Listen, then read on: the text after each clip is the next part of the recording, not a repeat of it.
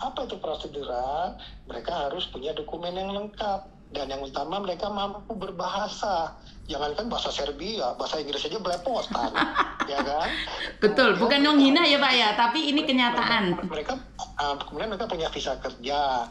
Dan yang paling penting punya kontrak kerja. Dan yang terutama mereka harus punya skill. Jangan sampai mereka berangkat hanya skillnya otot doang yang dimodalin. Modal nekat Pak, izin. Modal nekat itu namanya bonek. Kalau bonek kan udah jelas tuh kan. Nah ini modal nekat tapi mau kerja yang kira-kira mau dapat gajinya puluhan juta, ya susah. Akibatnya karena cuma modal nekat tadi, di sana itu ya kerjanya ala kadarnya, berpindah dari satu majikan ke majikan lain karena overstay, karena sifatnya ilegal. Kalau di Korea itu namanya PMI swasta, PMI swasta Pak, betul. Karena dia overstay, Iya. karena dia udah nggak diakui lagi oleh imigrasi tempat, ya akhirnya mereka dibilang swasta. Nah kami menghimbau teman-teman kalau punya memang mau berangkat, paling tidak minimal memiliki kemampuan bahasa dulu deh. Karena bahasa itu yang penting. Kenapa Filipina itu pekerja migrannya bagus-bagus? Karena memang mereka dari sejak lahir, sejak orok, udah ngerti bahasa Inggris. Betul. Kebetulan mereka memang bahasa keduanya selain bahasa alok adalah bahasa Inggris. Betul. Sementara kita cuma bahasa Indonesia dan bahasa daerah kampung. bahasa daerah masing-masing. Betul. Jadi belajar dari SD, SMP, SMA pun bahasa Inggrisnya pun ala kadarnya. Yes and no. Cuma tahu what. What.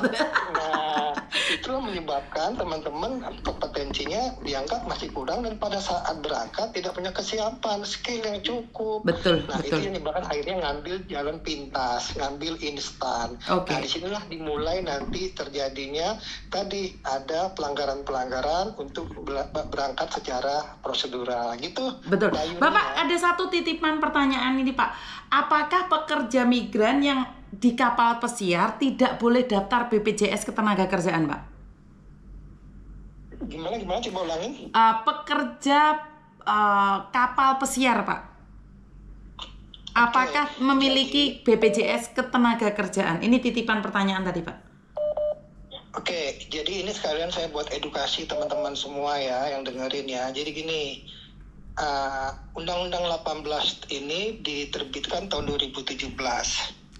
Sejak diterbitkan tahun 2017 sampai kemarin bulan Desember tahun lalu, itu ada dispute. Dispute itu ada perbedaan pandangan, di mana yang namanya ABK, kemudian para awak kapal perikanan, kemudian para ABK yang kerja di kapal pesiar, itu mereka tidak mau dimasukkan dalam golongan pekerja migran.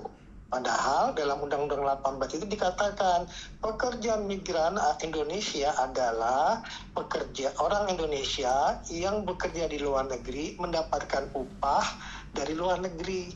Artinya kalau dia bekerja di kapal pesiar, selama dia ada di luar negeri, dia termasuk adalah pekerja migran. Tapi itu kemudian terjadi dispute atau terjadi pertentangan karena mereka para ABK ini nggak mau dimasukkan dalam kategori pekerja migran, dan selama ini mereka itu dikelola atau diatur oleh aturan dari Kementerian Perhubungan ya. Nah kemudian ada beberapa asosiasi kelautan atau yang ABK ini mengajukan judicial review di Mahkamah Konstitusi sejak 2 tahun yang lalu, dan di bulan Desember tahun lalu Mahkamah Konstitusi dengan keputusan nomor 126-nya sudah mengatakan seluruh ABK awak kapal yang bekerja di kapal manapun perikanan itu adalah pekerja migran Indonesia. Nah, setelah dari situ, barulah mereka sekarang rame-rame ingin mendaftar kepada perusahaan-perusahaan seperti P3MI. Nah, apa yang terjadi sebelum mereka diakui sebagai pekerja migran yang dinyatakan dalam amar putusan Mahkamah Konstitusi itu, mereka berangkat melalui perusahaan yang tidak mengatur mengenai kewajiban untuk membayar BPJS Ketenagakerjaan.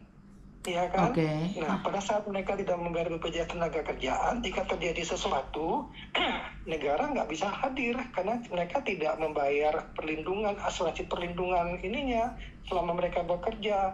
Nah, inilah yang kemudian banyak kasus para ABK kita yang kemudian meninggal di tempat kerjanya di negara lain dipulangkan. Ada yang memang beruntung dibiayai oleh perusahaan yang mengirimkannya, yang kita sebut dengan manning agency. Tapi ada juga yang nggak punya perusahaan, mereka dipulangkan atau mungkin nggak bisa dipulangkan karena nggak ada biaya memulangkannya. Sementara kalau bagi pekerja migran kita yang terdaftar di BPJS, salah satu yang manfaat yang didapat oleh pekerja itu, mereka kalau terjadi sesuatu mereka akan dipulangkan dengan biaya negara. Itu kira-kira Mbak Yuni. Oke, siap. Jadi sangat paham sekali. Terima kasih Bapak kehadirannya. Ini banyak yang gamblang banget dengan penjelasan Bapak ya. Katanya penjelasan Bapak tidak mading. Jadi ini soalnya dirjennya lagi gabut. Mau terima telepon. Bukan, karena mereka bilang begitu mudah difahami karena selama ini Pak yang ada di media mereka tetap mengatakan bahwa informasinya mungkin ya beda ya Pak ya, kita kan orang kampung, jadi untuk memahami kosakata itu sangat sulit sekali. Tetapi di Bapak ini, Pak Dirjen ini lebih mudah. Jadi banyak orang yang lagi komen tadi nih, oh paham Pak, oh mengerti, oh rungokno rek. Intinya adalah mereka memang benar-benar mendapatkan informasi yang langka ini Pak. Dan ini pertama kalinya saya telepon sama Bapak lebih dari setengah jam ini membahas pertanyaan dari terakhir Mbak Yuni, saya ingin menghimbau nih, meminta kesediaan para pemirsanya podcastnya Mbak Yuni ini. Kalau misalnya teman-teman semua dalam setiap kegiatannya atau setiap kali surfing di media sosial menemukan iklan-iklan lowongan kerja dari luar negeri yang mungkin dirasakan agak sedikit kurang tidak meyakinkan, jangan ragu-ragu, jangan sungkan untuk melapor ke kami. Itu betul Bapak. Sebentar saya ini dapat tambahan ini. Kemarin kan dari media sosialnya KP2MI mengatakan bahwa jika kalian mengetahui ada sebuah media sosial yang memberikan info yang meragukan, boleh laporkan ke cyber BP2MI, KP2MI. Tetapi Pak, jawabannya saya sudah screenshot ke Bapak. Mereka meminta kami mengabaikan. Nah ini gimana Pak maksudnya Pak? Ya, jadi ya itulah Mbak ya. Jadi kan ini sebenarnya, jadi gini teman-teman semua ya. Jadi di Kementerian P2MI ini, di bawah saya persis ya, saya kan Dirjen Perlindungan, di bawah saya itu ada namanya Direktorat Cyber Perlindungan PNI. Siap. Tapi jumlah pegawainya cuma 5 orang. Bayangkan itu ya, kami kekurangan orang, ini kami sedang minta tambahan. Siap. Nah, mereka ini sekarang ini setiap hari berjibaku menerima aduan dari seluruh dunia mengenai iklan-iklan hoax, iklan-iklan penipuan yang sifatnya itu adalah mau mencoba untuk menipu masyarakat kita bekerja ke luar negeri. Siap. Nah, informasi tadi itu kami kumpulkan. Tapi yang kemarin Mbak Yuni sampaikan itu, saya sudah berikan pengertian kepada petugas. Petugas kami ini 24 jam loh melayani, kecuali 24 jam itu 24 jam 7 hari seminggu, tapi 24 jamnya itu dibatasi dari jam 6 pagi sampai jam 10 malam. Kalau jam 10:01 pesan tadi akan ditanggapi nanti jam 6 pagi besoknya. Tapi intinya kami lakukan setiap hari. Nah, saya sudah beri ingatan kepada teman-teman semua di sana yang melayani, bahwa kalau ada permintaan untuk meneruskan apakah ini termasuk lowongan kerja yang sifatnya penipuan, mohon diterima dengan baik. Karena bagaimanapun juga mereka adalah garda terdepan dari KP2MI. Nggak mungkin namanya KP2MI itu melakukan patroli siber 24 jam ke seluruh medsos kita, melek 24 jam. Betul. Jadi siapa nanti yang perlu kita minta bantuannya? Masyarakat, teman-teman semua, para pekerja migran kita, calon pekerja migran, masyarakat yang tahu ada iklan-iklan yang aneh-aneh atau yang nggak masuk akal, laporkan ke kami.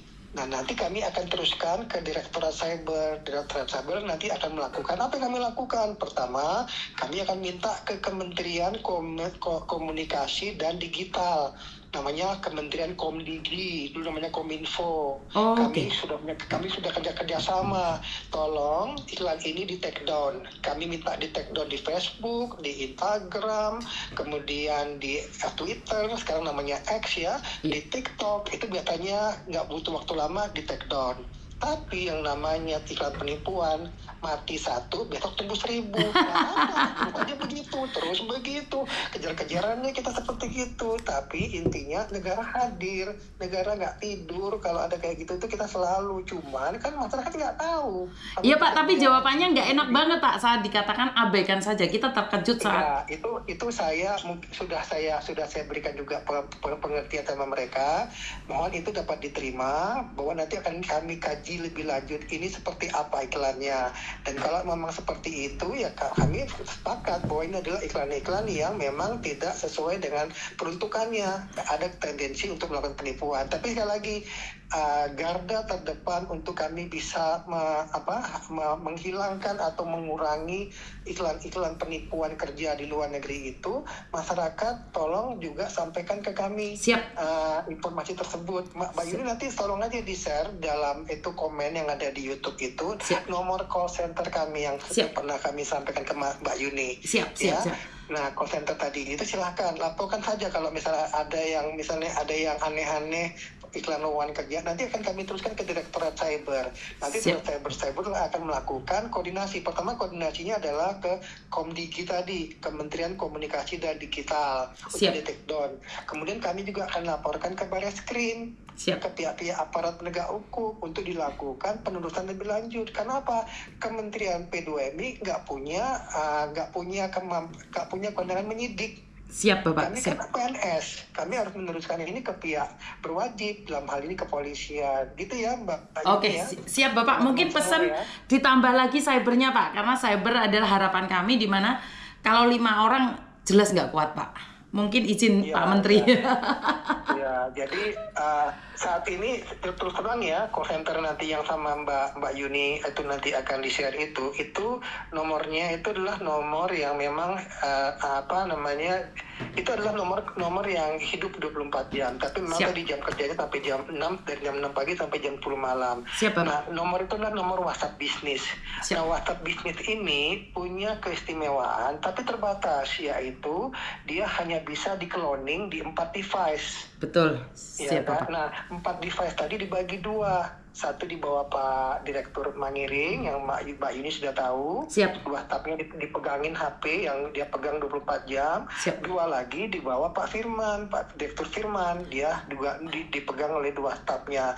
Jadi 4 nomor tadi mereka bergantian memantau lah, patroli. Kalau ada yang melapor atau apa, mereka kemudian akan melakukan responnya dan akan meneruskannya ke pihak-pihak terkait. Siap, nah, inilah yang kita harapkan ke depannya.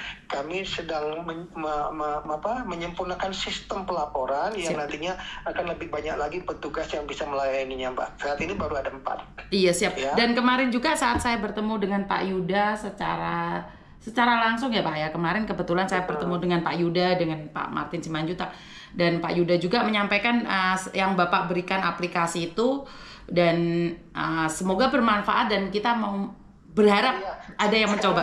Sekarang saya ngomong nih kalau gitu, karena Mbak Yuni sudah nyinggung masalah ini. Nah, teman-teman semua, ini pesan saya harus mempromosikan ini. Jadi Kementerian Luar Negeri itu sudah memiliki sebuah aplikasi bagus, namanya aplikasi